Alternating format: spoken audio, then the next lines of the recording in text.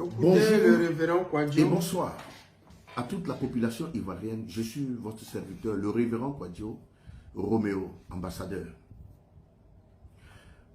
Sincèrement, je suis là pour poser juste une seule question au gouvernement de la Côte d'Ivoire. C'est important.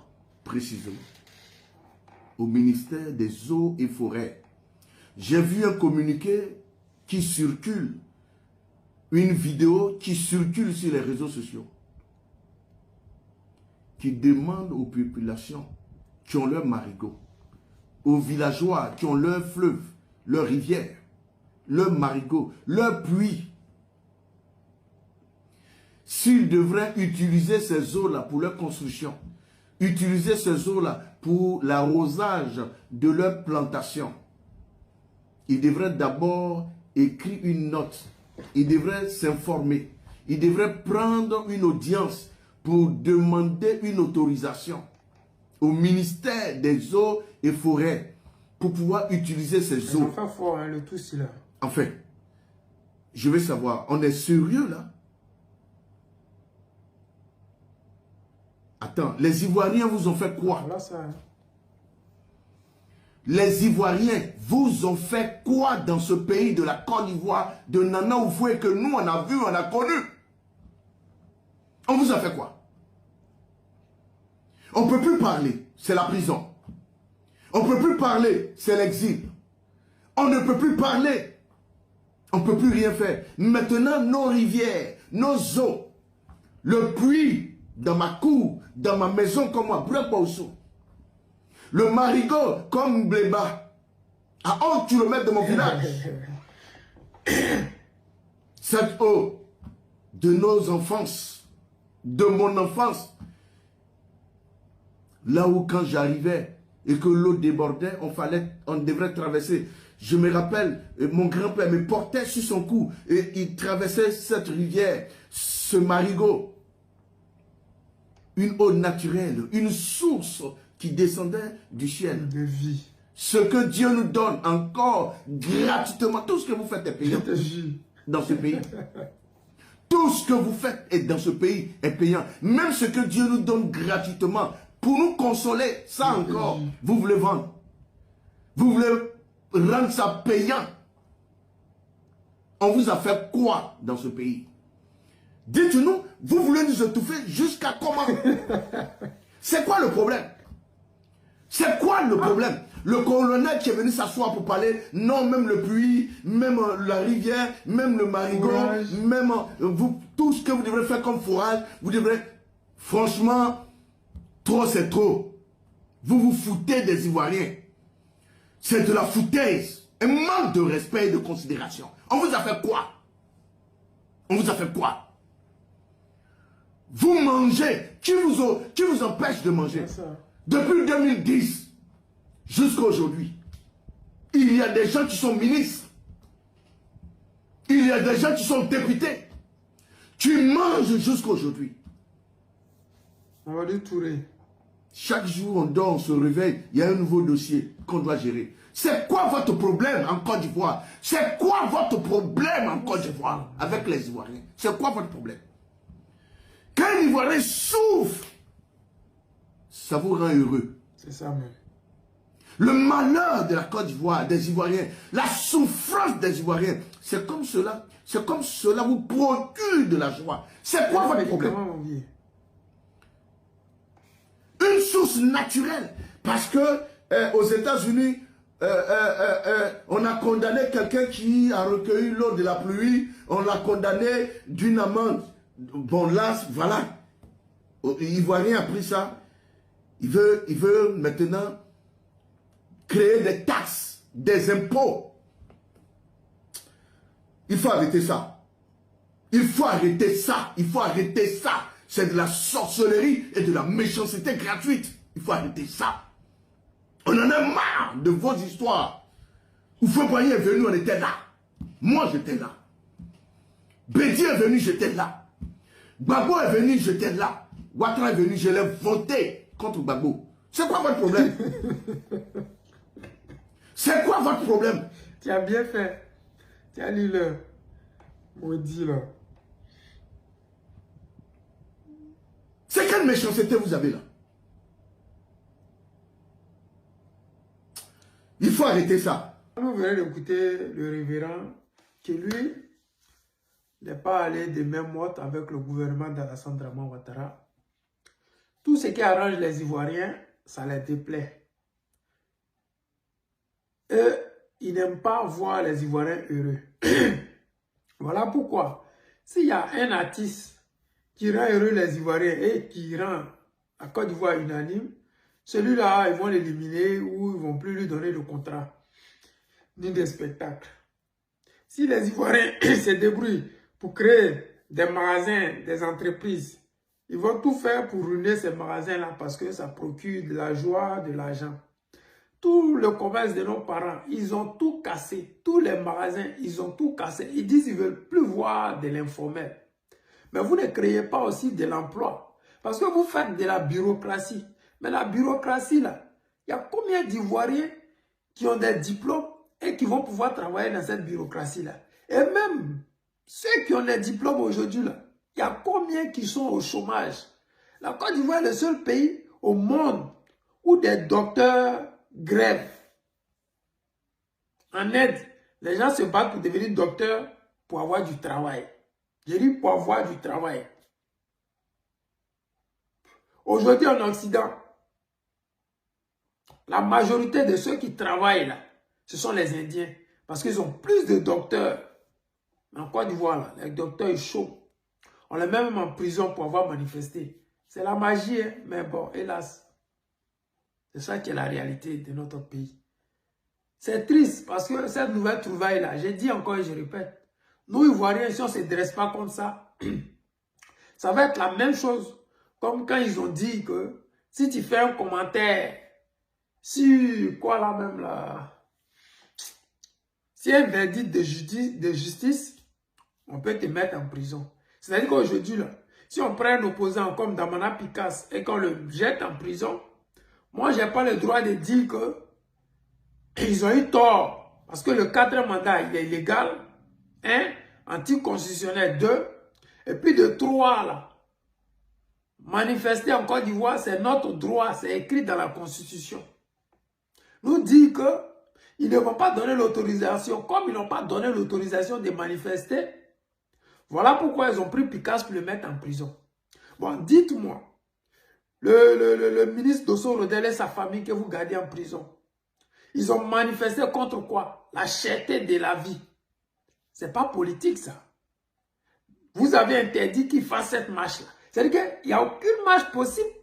Parce que si une marche est politique, vous n'en voulez pas. Mais si elle est citoyenne, vous n'en voulez pas. Quelle est la marche que vous autorisez? À part la marche des Woupi que vous avez autorisée. À part les marches on dit quoi, loyer cher, des futilités qui n'ont rien abouti, qui n'ont abouti à rien du tout.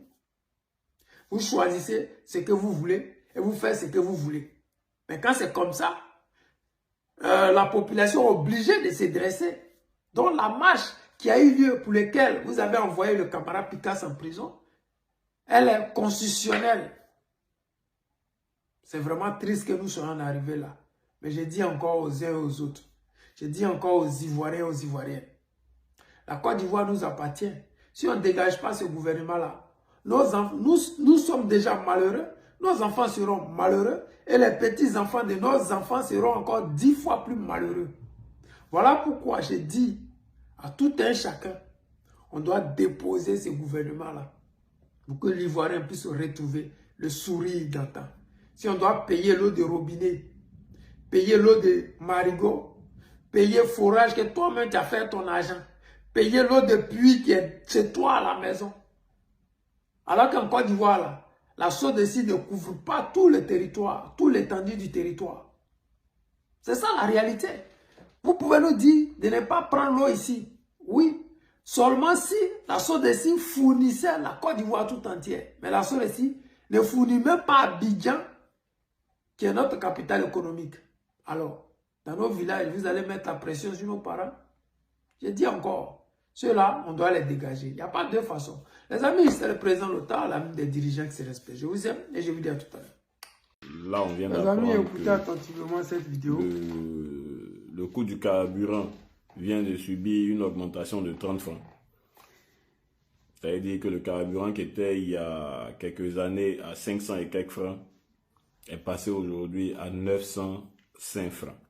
Soit une augmentation de plus de 400 francs qui viennent s'ajouter sur les dépenses des Ivoiriens. Donc là où on utilisait 20 000 francs de carburant par semaine, aujourd'hui on utilise facilement en fonction de la voiture près de 50 000 francs de carburant par semaine. Alors, les taxes portuaires qui sont passées à 900% d'augmentation, j'attends toujours d'avoir la confirmation avec les personnes qui sont dans ce domaine-là, surtout que 900%, ça signifie que le prix initial, le prix de départ, a été multiplié par 10. Parce que 900% d'augmentation, c'est le prix là plus 9 fois. Donc, ça a été multiplié par 10. Donc, je me suis demandé, qu'est-ce que le régime du président Ouattara veut qu'on retienne de lui après son départ? Qu'est-ce que le RHDP voudrait qu'on retienne de lui? Parce que vous avez passé le temps à tirer à boulet rouge sur les anciens régimes, sur le régime du président Bédié, sur le régime du président Gbagbo. Et vous vous en êtes donné à cœur joie. Aujourd'hui, il est temps de se poser la question de savoir qu'est-ce que vous attendez des Ivoiriens et puis qu'est-ce qu'on devrait retenir de vous après votre départ. Et à cette question-là, j'ai quelques éléments de réponse qui me viennent ça et là. Je parle déjà de ce qu'on a laissé faire. Par exemple, quand on a permis à Madame Kandia de détruire l'école ivoirienne. Parce que quand on empêche les enfants de redoubler, peu importe leurs résultats, et puis quand on supprime la dictée, on détruit automatiquement l'éducation. Donc on détruit l'école.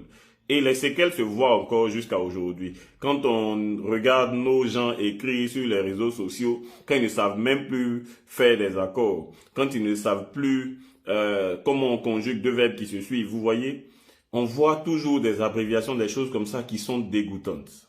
Mais c'est le résultat, c'est le fruit de ce qui a été semé en son temps par la ministre de l'Éducation nationale. En arrivant au pouvoir, la première décision que vous avez prise, ça a été de faire annuler les examens, les concours. Vous avez fait annuler tous les concours qui avaient eu lieu sous la direction du gouvernement Gbagbo. Comme quoi, l'administration n'est pas une continuité pour vous. Encore, les marches. Vous avez pris soin de faire interdire les rassemblements et les marches. C'est-à-dire quelque chose de totalement constitutionnel nous a été retiré. Pourtant, vous en êtes servi en son temps comme opposant et vous étiez très virulent dessus. Parce que si vous dites qu'il faut prendre une autorisation, c'est une interdiction.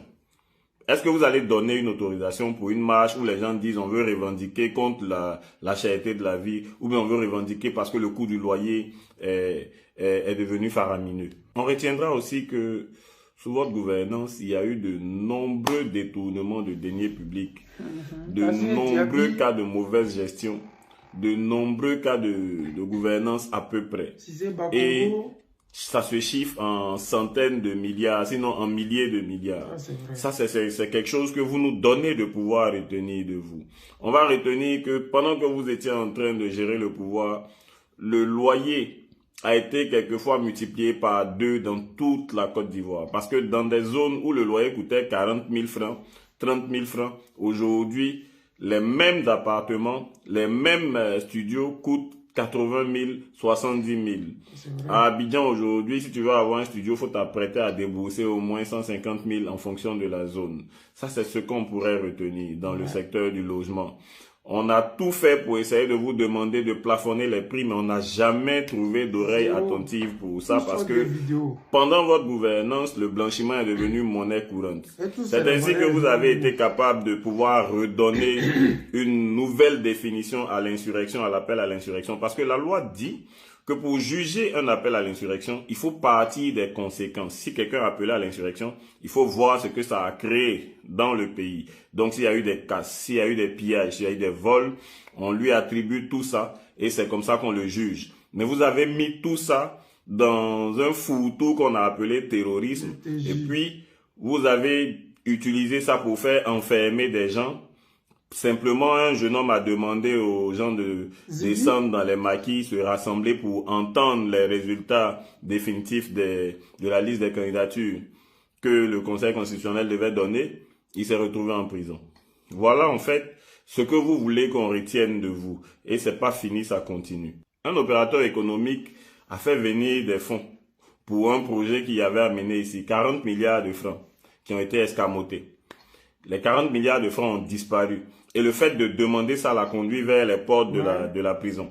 Et jusqu'à aujourd'hui, on ne sait pas clairement ce qui s'est passé. On a même peur de poser des questions parce que les questions pourraient nous mener vers le pôle pénitentiaire d'Abidjan. C'est sous vous qu'on a vu que la transhumance politique pouvait prendre une autre tournure.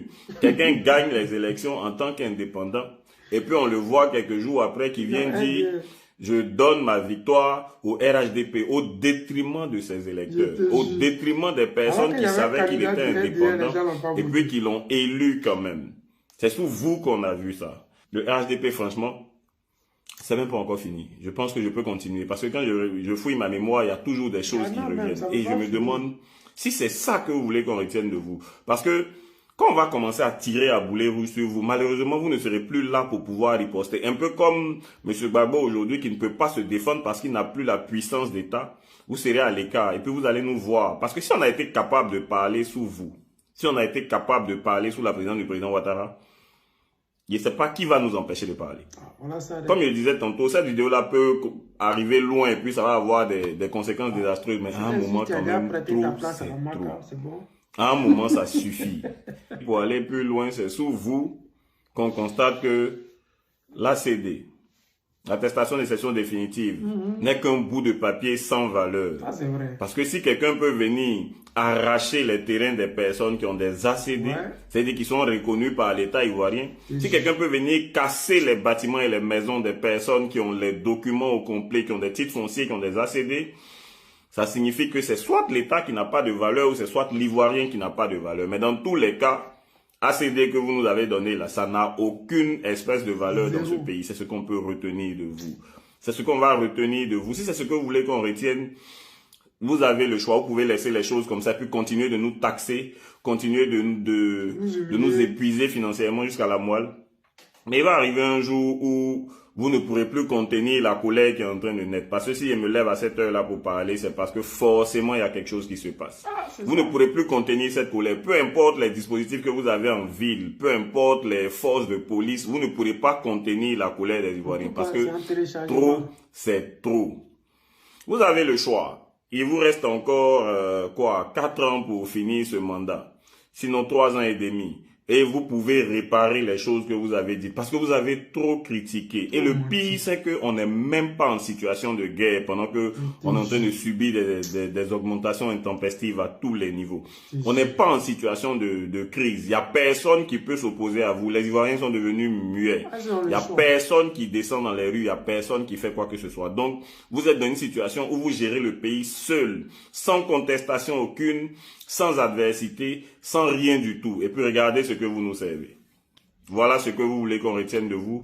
C'est ce qu'on va retenir. L'histoire, c'est un témoignage. Et puis d'une façon ou d'une autre, on va raconter l'histoire telle que vous voudriez qu'on la raconte. Les amis, vous avez écouté la vidéo de ce monsieur-là. Vraiment, c'est l'une de ces vidéos où il a été vraiment au loin, comme on le dit chez nous. Il a été vraiment virulent et il a dit... C'est que beaucoup ont peur de dire en Côte d'Ivoire. Vous savez, en Côte d'Ivoire, on peut parler, mais on doit toujours dire ce qui doit plaire au gouvernement. Tu ne peux pas dire ce qu'ils ont fait qui est mauvais. Mais lui, il a osé dire ce qu'ils ont fait qui est mauvais. Il a raison. Mais c'est ce que nous, on fait parce qu'on est hors du pays. Mais le fait étant au pays, c'est un gros risque. Et je sais que dans les jours à venir, peut-être ils vont l'interpeller pour l'envoyer à la Maca ou le séquestrer quelque part.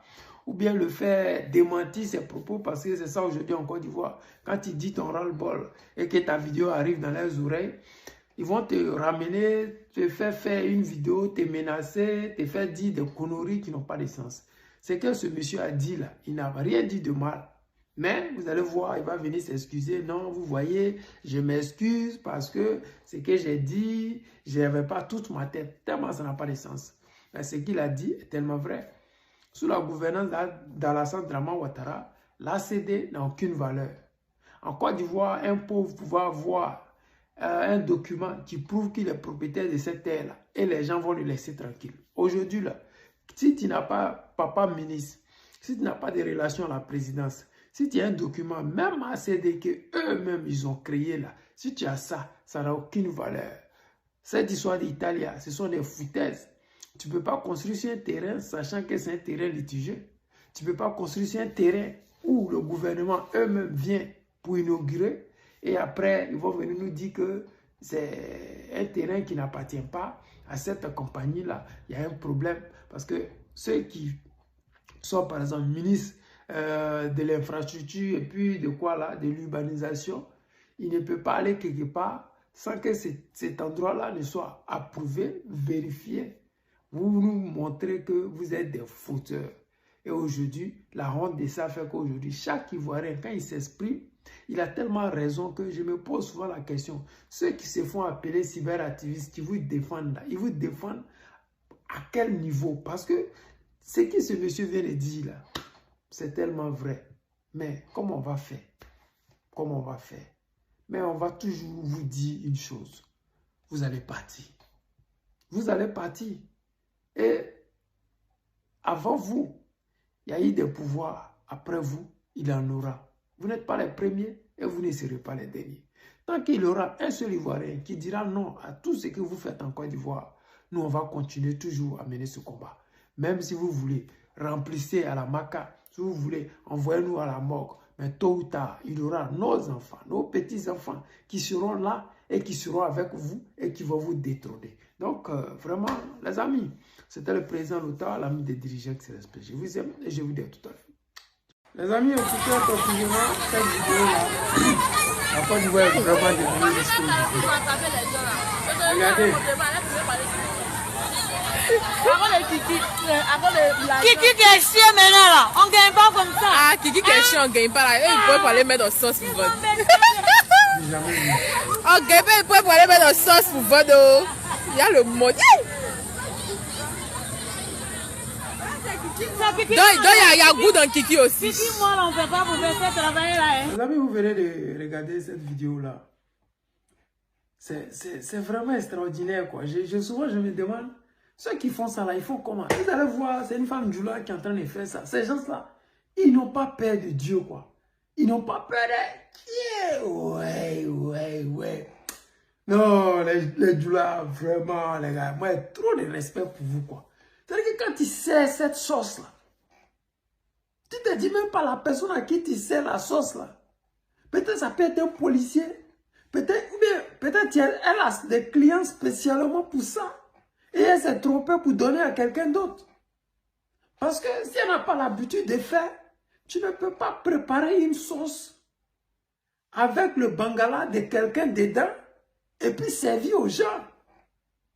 C'est qu'elle a l'habitude de servir ces genres de viande là aux gens. Et elle s'est trompée de client. Ou bien peut-être le client qui a l'habitude de payer ça là. Il a envoyé son bon petit et son bon petit a pris 2 paquets. Un pour lui, un pour son patron. Et il a dû échanger pour son patron. Et il s'est rendu compte que dans son truc là, il y a autre chose que ce que lui il avait attendu. On peut dire, ah, je vais 2 morceaux de polo. Toi, tu t'attends à polo. Alors que le patron lui connaît c'est quoi, lui il est venu payer. Lui il a l'habitude de manger son truc. Ah, les amis, faites attention d'elle. Eh ouais, non, vraiment. Aujourd'hui, avec les réseaux sociaux, nous voyons tellement de choses abominables qu'on ne peut même pas imaginer. C'est-à-dire que les gens se sont enrichis. Nous, on était bêtement au quartier en train de dire, la femme du là, elle bosse. La femme du là, elle est courageuse. La femme du là, alors qu'elle fait tout ce qui est mauvais. Tout ce qui est mauvais, c'est ça, elle prend pour s'enrichir. Ils vendent Nonomougou, ils vendent leurs comprimés. Maintenant, là, c'est viande de l'homme, maintenant, ils vendent. C'est-à-dire qu'ils n'ont pas de limite. S'il n'y avait pas les réseaux sociaux, ce sont des choses qu'on n'allait jamais se rendre compte. Parce qu'aujourd'hui, les réseaux sociaux, un petit truc, c'est partagé à travers le monde entier et tout le monde est informé immédiatement. Mais comme ces gens-là, ils n'ont pas peur de Dieu, mais c'est les premiers à partir chaque vendredi à la mosquée. Je ne sais pas qu'est-ce qu'ils vont chercher à la mosquée. Parce que tu peux pas. Mais là, bon, tu vois, c'est ça aussi, la religion importée, c'est ça. C'est ça. C'est basé sur du faux. Tout est tellement faux qu'ils n'ont pas peur de Dieu. Parce que tu ne peux pas aller dans une forêt sacrée où on interdit strictement d'abattre les gens. Et puis tu vas quand même d'abattre les gens, puis tu vas rentrer, puis rien ne va t'arriver. Ça n'existe pas. Chez nous, c'est des petits contacts. Si on dit ton médicament, son totem, c'est ça, tu as mangé le totem, ça va agir, tu es au courant. Dès lors que tu as mangé le totem, tu es obligé d'aller dire, j'ai fait ça. On te dit, ton médicament là, si tu as ça, tu ne dois pas mougou avec les femmes. Tel jour, tu ne dois pas faire ça. Et tu ne le fais pas. Parce que quand tu fais automatiquement, le médicament lui-même te prouve déjà que tu viens de franchir les limites à ne pas franchir. Mais dans ces religions importées là, on dit on ne mange pas porc. Moi je connais des amis qui ont mangé la sauce de porc. Moi je connais des gens qui mangeaient des saucissons dans des pains. Mais la saucisson là, c'est fait à base de porc. Mais ils te diront non, comme ce n'est pas la viande bien là, ça là c'est rien, c'est pas... Vous voyez un peu. Mais chez nous ça n'existe pas. Si on dit le taouret qu'ils ont mis sur ta main là, ou bien la sulue noire qu'ils ont mis sur ta main là, totem, tu ne dois pas manger sulue noire. Si tu manges automatiquement, tu vas voir peut-être les boutons qui vont sortir sur toi, tu vas voir que tu as commencé à tomber malade, automatiquement tu as enfreint les lois de nos différents ancêtres, et ils te montrent automatiquement que tu es au feu rouge, tu as traversé le feu rouge, c'est un accident. Mais les religions portaient, ils s'en battent les couilles, man. Vous imaginez la dame. Vous allez voir qu'elle est partie vendredi à la mosquée, elle a bien prié, oui, elle est sortie, tout le monde pensait, oh, c'est là vraiment, c'est une sainte, chaque vendredi, elle va à la mosquée. Mais ça, là, c'est couverture. Elle va pour que les gens ne puissent même pas imaginer qu'elle fait les trucs comme ça. Ils vont à la mosquée, mais c'est le premier à sacrer les enfants. Moi, j'ai toujours, quand on était petit, on avait un ami, chez eux, les pères, ils avaient un grand frère qui était fou. Il avait sa maison sous la dalle. Il ne sortait pratiquement jamais de la maison. Il ne sortait jamais de la cour. Il était enchaîné là-bas.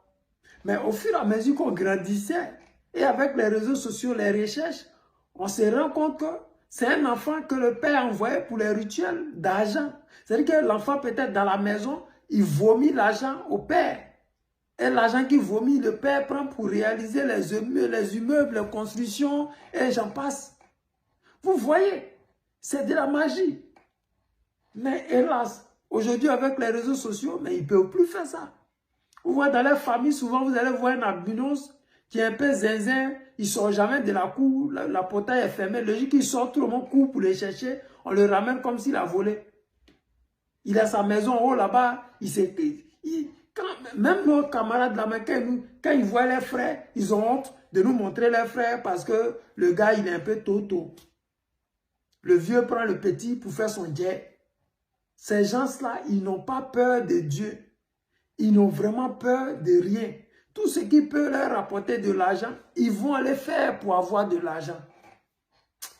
Mais vraiment, le monde dans lequel nous sommes là, en tout cas, si les doulas sont dans ta famille, il faut t'apprêter. Il faut vraiment t'apprêter. Les histoires où on dit oui, si tu n'es pas de la même famille que quelqu'un, tu ne peux pas les sacrifier. Mané, depuis que ceux-là sont arrivés au pouvoir, là, vous voyez, tu vas à ton frère sang pour t'accompagner quelque part, ils sont tes sacras. Alors que nous, quand on est nés, nos parents nous ont toujours dit que tu peux rien me faire parce qu'on n'a pas le même sang.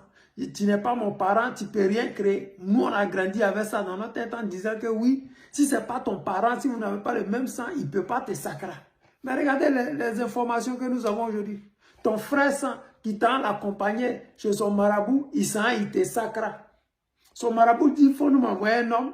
Lui prend son frère sang, il s'en va à lui. Il y a une histoire où le gars m'a raconté, il dit que il s'en va, il dit à son frère ça, bon, allons m'accompagner chez mon marabout, vraiment, j'ai des trucs, j'ai des problèmes, tout ça, il faut que je puisse résoudre le problème et tout ça. Le gars dit, ok, allons-y, je t'accompagne. En tant que frère ça, alors qu'avant qu'il ne vienne là-bas, le frère ça a déjà dit à le marabout que il va préparer une chaise mystique qu'il va déposer devant son temple. Et quand tu viens, il va faire asseoir l'homme que lui va envoyer là, dans la chaise. Parce que la chaise étant préparée, donc le gars va s'asseoir dans la chaise comme je suis assis. Et dans le monde spirituel, ils vont le vider de son sang. C'est-à-dire que lui, le temps que son ami va passer dans la maison avec le marabout, le féticheur en question, l'ami qui l'attend dehors, étant assis dans la chaise, pensant qu'il attend son ami, il est en train de se vider de son sang. C'est-à-dire que tu penses que c'est ton ami qui est venu accompagner. Alors que ton ami, lui, il est venu, toi, t'es livré. Vous imaginez ce monde-là? Les gens n'ont plus peur. Vraiment, Dieu, il est Dieu, mais il faut qu'on fasse ce qu'il faut pour que ces gens-là quittent le pouvoir, pour que ces choses que nous, on n'avait jamais vues. On a grandi dans ce putain de pays, on n'a jamais vu ça. Mais bon, qu'est-ce qu'on peut faire? C'est juste prendre un jour la volonté de dégager ce pouvoir-là et vous allez voir que la Côte d'Ivoire va retrouver le sourire du nord au sud, de l'est à l'ouest. C'était le président Lothar, l'ami des dirigeants qui se respectent. Je vous aime et je vous dis à tout à l'heure. Tout ça là, c'est rendre de l'eau. Envoyez la vidéo aux agents de l'eau derrière. Ça fait combien de mois aujourd'hui là, on n'a pas l'eau chez nous. En souffle. Nous aider. On a une détresse de l'eau. En CHU même là, il n'y a pas l'eau. À se laver, il n'y a pas l'eau. Les enfants sont là. Vous voyez, non, on veut l'eau. Sauvez-nous, sinon on va mourir ici. Sans l'eau là, vous savez que l'eau est source de vie. Sans l'eau, on ne peut rien faire. Donc, pardonnez, à l'aide, venez nous sauver. Venez nous sauver, on veut l'eau. Elle dit qu'en Côte d'Ivoire, il n'y a pas l'eau. Dans le pays le plus développé. Bon, nous, on ne sait pas. Les gens vont venir me dire que oui, toi, tu n'aimes pas Ouattara, c'est à cause de ça que tu montres les mauvaises choses. Bon, ceux-là, c'est pas moi les envoyer d'envoyer vidéo là. Moi, je n'hésite pas là-bas. Moi, je suis celui qui donne l'information que les gens veulent que je fasse passer. Je passe leur information. Ce n'est pas que je n'aime pas Ouattara ou je n'aime pas mon pays. J'adore la Côte d'Ivoire. J'aime tellement la Côte d'Ivoire. Je prends le risque de mettre ma vie en danger pour cette nation-là. Ce n'est pas la Côte d'Ivoire dans son ensemble, mais c'est juste les gens qui habitent en Côte d'Ivoire qui sont magnifiques. Nos parents nous ont appris à ne pas détester les gens. Je n'ai jamais vu en Côte d'Ivoire où on déteste des gens parce qu'ils sont Djoula, Guéré ou Obé ou je ne sais quoi. Non, en Côte d'Ivoire, cela n'existe pas. Jusqu'à ce que les étrangers et les envahisseurs prennent le pouvoir en Côte d'Ivoire et qu'on se rende compte qu'en Côte d'Ivoire, dans l'administration, il peut y avoir que des Djoula. Dans la politique, ils veulent qu'il y ait seulement que des Djoula parce que quand tu vois l'Assemblée nationale, c'est carrément Djoula Bougou. Quand tu regardes dans toutes les entreprises aujourd'hui, les gens ne font que parler Djoula. Dans l'armée, ne parlons pas. Les gens prient même dans l'armée parce que tout le monde est presque Djoula. Qu'est-ce qu'on va faire? On est obligé de dénoncer. Dénoncer ne veut pas dire qu'on n'aime pas les Djoula, mais ça veut dire que le gouvernement a tellement fait le rattrapage ethnique que nous autres, on n'en peut plus. On est obligé de dénoncer. Dénoncer ne veut pas dire qu'on n'aime pas les Djoula. Ça veut dire que ce que Draman Ouattara fait n'est pas bien parce que ça va finir par diviser la nation ivoirienne. Si l'objectif est de diviser pour mieux régner, c'est que vous avez échoué parce que nous sommes 60 ethnies. Si 59 autres ethnies se disent contre les nordistes de la Côte d'Ivoire, il y a un sérieux problème. Il y a un vrai sérieux problème parce que vous ne pouvez pas dire que vous êtes à la tête d'un pays et ne pas pouvoir chercher la cohésion nationale. Parce que la cohésion, c'est ça qui envoie la démocratie. La démocratie, c'est quand tout le peuple peut, à l'unanimité, pas forcément, mais en majorité, parler d'une même voix. C'est-à-dire nous choisissons un leader tel que le guide président Laurent Gbagbo pour diriger la Côte d'Ivoire pour 5 ans. Cela ne veut pas dire que tout le monde veut le président Gbagbo Laurent, mais cela veut dire que 99% des Ivoiriens veulent que le président Laurent Gbagbo revienne au pouvoir.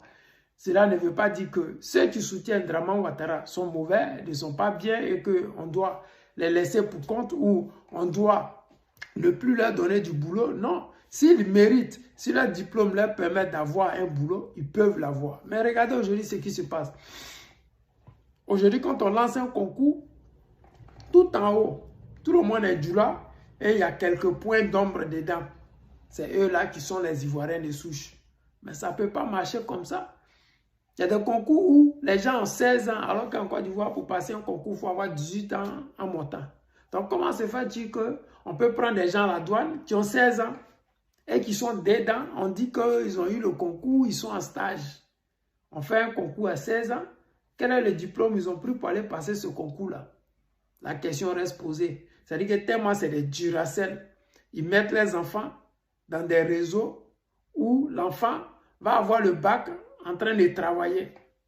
On ne dit même pas qu'il est en stage. Parce que moi, je connais des gens qui étaient déjà en stage alors qu'ils étaient en terminale. C'est-à-dire qu'ils sont en terminale, ils n'ont même pas encore eu le bac. Mais ils font des stages, des gens qui ont déjà le bac. Allez-y comprendre. C'est-à-dire que le père, il a des réseaux tellement bien ficelés que leurs enfants, en terminale, déjà font des stages. C'est dommage pour la Côte d'Ivoire de voir ces genres de choses-là. Mais bon, on est obligé de faire avec parce qu'on n'a pas d'autre choix. C'est notre pays. Si nous voulons qu'un règne demain dans le monde, il faudrait que nous soyons justes. À la recherche de la justice, nous sommes obligés de combattre l'injustice. Et cette injustice que nous combattons, certains pensent que c'est juste qu'on n'aime pas un groupe ethnique. Non, parce qu'un groupe ethnique ne peut pas s'accaparer de tout dans un pays où nous sommes plus de 60 ethnies. On ne peut pas être 60 et laisser un groupuscule diriger le pays. J'ai dit souvent à nos parents qui sont dans l'armée, chaque jour on dit vos leaders dans l'armée. Lui là, c'est un capitaine, il a perdu la vie. Lui là, c'est un général adjoint, il a perdu la vie. Et ainsi de suite. Mais quand est-ce que vous allez vous rendre compte? Quand est-ce que vous allez vous révolter? Quand est-ce que vous allez devoir donner la gloire, le sourire à ce peuple ivoirien-là? Parce qu'on ne va pas continuer comme ça éternellement. Il n'y a pas d'eau à Yopougon. Yopougon, c'est dans Abidjan. Yopougon, c'est Abidjan. Ce n'est pas, je ne sais pas faire que c'est du goût pour qu'on nous dise au nord de la Côte d'Ivoire, il n'y a pas d'eau potable.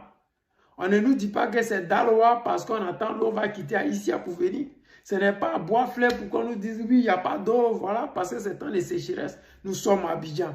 Abidjan, il y a de l'eau d'eau douce à tous les niveaux. Mais hélas, nos parents continuent toujours de faire SOS pour avoir de l'eau à boire. Nos frères font des SOS pour avoir une caution pour dormir au chaud dans une maison. Nos parents font SOS pour avoir de quoi manger. Nos parents font SOS pour pouvoir s'habiller. Dans un pays dit émergent, on ne peut pas faire SOS pour avoir de quoi manger. Dans un pays qui veut être émergent, on ne peut pas se permettre de dire que ces autorités sont dans le pays, mais ils ont leurs ressortissants qui dorment à la belle étoile. C'est triste, oui, c'est écœurant, mais bon, on va faire comment? On est obligé de dénoncer. Le guide président Laurent Gbagbo nous a dit, n'ayez pas peur de dénoncer si vous êtes dans la vérité. Si ça doit vous coûter la vie, dénoncer, c'est la seule façon de sauver votre âme. Aujourd'hui, il y a beaucoup qui étaient partis du PPACI, qui avaient pris pour cible le guide président Laurent Gbagbo et qui sont revenus après. Parce que mentir, c'est souiller son âme. Se mentir à soi-même, c'est souiller son âme. Et ce n'est pas facile de dormir dans un cauchemar constant. Tu ne peux pas aller dormir sachant que tu as menti à ton âme. Parce que ton âme, même dans le sommeil, continuera à te rappeler en te disant « Tu as menti, tu as menti, tu as menti ». Et ce n'est pas facile. Regardez Ouattara, tout son gouvernement. Sa bouche est penchée. Mais ce n'est pas pour rien. Parce que mentir n'est jamais facile. Tu es en contradiction avec ta personne. On peut dire, lui là, c'est un menteur, mais il ne dort pas bien. Drama Ouattara, on dit c'est un menteur, mais il est malheureux. Regardez le pouvoir d'Ado. Regardez tous les cyberactivistes qui soutiennent ce pouvoir-là. Dès qu'on refuse de leur donner de l'argent, ils s'en vont. Parce que ce n'est pas une idéologie, ils défendent leur porte-monnaie. Et pour défendre son porte-monnaie, c'est facile. Tu peux inventer tout ce que tu veux, dire tout ce que tu veux. Même si tu sais que c'est des conneries, tu es en train de dire. Mais tant que tu peux défendre ton porte-monnaie, tu vas le faire. Regardez les avocats qui sont dans les tribunaux, mais ils disent n'importe quoi. Mais ils savent très bien que leur client a menti, est coupable. Mais il faut bien défendre l'argent pour lequel on t'a payé. Et ils mentent, ils mentent et ils mentent. Voilà pourquoi nous nous trouvons aujourd'hui dans un pays où, en 2026, à l'orée d'avoir du métro, on n'a même pas d'eau potable. On nous a dit que l'eau que nous buvions à Abidjan était empoisonnée et le gouvernement n'a même pas fait un petit communiqué. C'était grave. Et c'est même trop dommage pour notre pays. Les amis, c'était le président Lota, l'ami des dirigeants qui se respectent. Je vous aime et je vous dis à tout à l'heure. Écoutez. Le carburant a augmenté encore. Ok. Quand tu vas parler, ils vont dire non, tu n'aimes pas le gouvernement. Nous, on aime le gouvernement. On est pour le président Ado il y a longtemps. Mais le pays là devient difficile. Tout devient dur. Forage là, on ne peut plus faire. L'eau là, on ne peut plus utiliser. Même l'eau des marines, on ne peut plus utiliser. Ça devient dur. Le pays là devient très difficile. Arrivé à un certain moment là, on ne pourra plus vivre en Côte d'Ivoire. Maintenant, ce n'est pas une question des partis politiques, ça n'a rien à voir. Ce n'est pas parce que tu manges un peu, et quand nous on parle là, tu vas trouver que non, c'est parce qu'on n'aime pas le parti au pouvoir. Nous, on ne peut rien contre le gouvernement. On ne peut rien, on est trop petits, c'est eux qui dominent.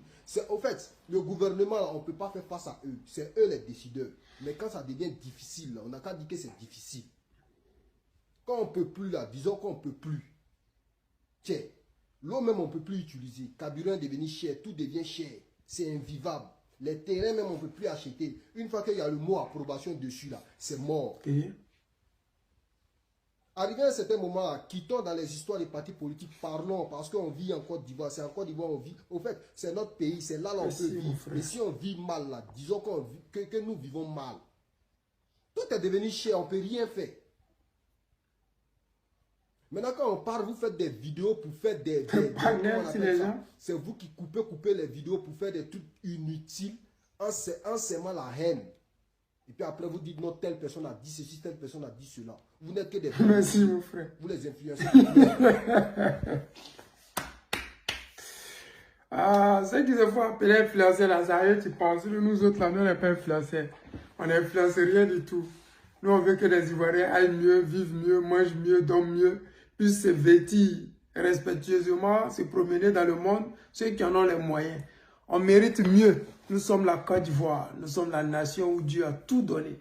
Nous sommes cette nation qui n'a peur de rien et qui n'a peur de personne. Ouattara pensait que quand il va emprisonner toute la Côte d'Ivoire, ça allait nous empêcher de parler. Non, les emprisonnements ne nous ont jamais empêchés de parler. Et le guide président Laurent Gbagbo est l'exemple. Aujourd'hui, en Côte d'Ivoire, le PPACI est le seul parti politique qui dénonce les choses en Côte d'Ivoire. Ce n'est pas parce que ce sont des kamikazes, ce n'est pas parce que ce sont des gens qui n'aiment pas les enfants, mais c'est juste que c'est notre terre, c'est notre pays. Si on ne dénonce pas, si on ne se bat pas, qui le fera pour nous? Personne ne viendra de l'étranger venir combattre ce régime dictatorial, combattre la France-Afrique chez nous. Personne. On ne peut pas aussi parler des autres pays tels que l'AES, leur donner les exemples, alors que nous refusons de combattre le nôtre chez nous à la maison. C'est ça la vérité. J'ai dit souvent à certains, surtout les Camerounais, qui ne se prononcent jamais sur le cas de la dictature qu'eux vivent au Cameroun, et c'est les premiers à se plaindre, soit de l'AES, soit de la Côte d'Ivoire. Mais commencez d'abord par combattre le système mafieux de la France-Afrique qui se trouve chez vous, avant de partir combattre quelconque gouvernement soi-disant dictatorial ou je ne sais quoi. Nous, on commence à combattre chez nous Alassane Dramane Ouattara et son système, et on peut se permettre de parler de certains sujets hors du pays. Et il faudrait qu'on puisse se parler en bien. Si tu ne peux pas parler en bien, c'est mieux que tu ne dises rien. Parce que tu ne peux pas parler d'un sujet que tu ne connais pas. Il faut qu'on se dise la vérité. Et si tu ne connais pas le sujet, parle en bien, c'est encore mieux. Voilà pourquoi souvent on fait la promotion du président de la jeunesse africaine, le capitaine Traoré Ibrahim, en disant voici ce qu'il a fait, voici ce qu'il a fait qui est bien pour les Burkinabés. Ce qui n'est pas bien, c'est aux Burkinabés de dénoncer. Pas moi. Moi, je ne suis pas un Burkinabé, je ne connais pas la vraie réalité sur le terrain. Mais je sais au moins ce que le capitaine a fait. Ça, c'est visible, je peux toucher et je peux dire aux jeunes Burkinabés africains, voilà ce que le capitaine a fait. Voici ce que le président de la jeunesse africaine veut faire pour l'Afrique et nous l'encourageons. Je dis encore à tous ces moutons du RHDP, vous qui faites la promotion de la médiocrité, vous qui soutenez la médiocrité parce qu'on va vous donner des 10 000, ceux qui habitaient dans les quartiers précaires qu'ils ont cassés, certains je les voyais dans mes commentaires, certains je les voyais qui faisaient les commentaires méprisants, honteux, injurieux, qui venaient même en une bosse me menacer de tout. Mais je vous dis tout le temps, vous vous fatiguez. Aujourd'hui, vous êtes où? Je ne vois plus certains d'entre vous. Je ne vous vois plus. Le président Laurent Gbagbo n'est toujours pas au pouvoir. Pourquoi vous avez disparu? Qu'est-ce qui n'a pas marché? Ils ont cassé votre maison. Ils ont cassé votre magasin. Qu'est-ce qu'ils ont pris? Parce que là, vous ne venez pas dire. Parce que pour avoir Internet en Côte d'Ivoire pour faire des commentaires, soit le gouvernement te paye, soit tu travailles. Mais si Draman Ouattara a cassé ta maison, cassé ton magasin, tu es revenu à zéro, tu es en train de courir derrière les voitures, tu joues les nyambros. Tu as quel temps pour venir faire les commentaires négatifs sur le poste des gens qui veulent que toi, là, ta vie s'améliore. Parce que moi, mes enfants, si ce n'est pas injurier Dieu, en tout cas, ils ont de quoi manger. Toute leur vie, ils auront toujours de quoi manger. C'est pour vous que nous, on se bat. J'ai dit encore, le guide président Laurent Gbagbo, à cet âge-là, il se bat pour qui? Pas pour lui. Il était déjà opposant président. Lui-même nous l'a dit. Et aujourd'hui, là, il est redevenu opposant. Mais dans sa famille, lui, ses enfants qu'il a mis au monde, son fils est devenu député, il a été maire. Qu'est-ce qu'il a encore à demander à Dieu dans la vie, quand on vit, quand on met des enfants au monde, c'est de voir ses enfants lui apporter le sourire, ne pas lui tendre la main constamment pour dire « Père, aide-moi, aide-moi, aide-moi ». Voilà pourquoi le guide président Laurent Gbagbo veut que nous apprenions à pécher et non à tendre la main. Je vois certains qui disent « Oui, Gbagbo ne donne pas l'argent, mais il veut nous apprendre à pécher, pas à quémander. » On n'est pas des mendiants. Pour grandir, il faut que tu saches que tu n'es pas un mendiant. Mais si tu ne veux pas grandir, mais tu continues à mendier, regardez la Côte d'Ivoire. On n'a pas grandi parce qu'on ne peut pas voler de nos propres ailes. Aujourd'hui, on vit au crochet de la communauté internationale. Comme c'est eux qui nous ont mis au pouvoir, voilà pourquoi nous vivons au crochet de la Banque mondiale et du FMI. Voilà pourquoi Alassane Draman Ouattara fait mains et pieds pour que, comment ils appellent ça, sa monnaie éco puisse avoir le jour. Parce qu'avec l'éco, c'est la continuité de la France-Afrique où la France va tout gagner, elle va financer les pays qu'elle veut. Parce que quand tu regardes le Mali, avec tout l'or qu'ils ont pris au Mali, le Mali aura 65 ans bientôt.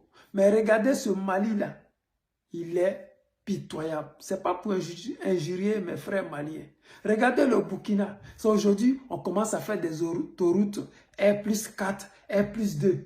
Alors que nous avons plus de 65 ans d'existence. Ça, ce sont des choses qu'on devrait déjà faire depuis 1900. Oh là là. Mais c'est aujourd'hui. Le président de la jeunesse, après 3 ans de pouvoir, met sur pied des choses qui auraient dû être faites depuis 1960. Et vous avez le culot, le courage de critiquer celui-là. Vous le critiquez en vertu de quoi? Parce que Draman Ouattara est en train de mendier au nom de la Côte d'Ivoire. Alors que sans crédit, les mêmes choses que Draman Ouattara a fait en 16 ans, le président de la jeunesse est en train de, la jeunesse africaine est en train de réaliser ça en 3 ans. En 3 ans, j'ai dit en 3 ans. Il est en train de réaliser des choses que Ouattara a pris 16 ans pour faire. Même pas un seul mandat. Il est en train de réaliser des miracles. On dit non, l'économie du Burkina Faso va mal, c'est monté. Ça va mal, les Burkinabés vous ont jamais demandé à manger. Les Burkinabés, là, la Chine ne leur a pas envoyé du riz parce qu'ils n'ont pas à manger. Non, c'est aux Ivoiriens que la Chine a apporté du riz pour qu'on puisse manger. Mais on ne peut pas dire que nous sommes un pays émergent et se faire nourrir par d'autres pays.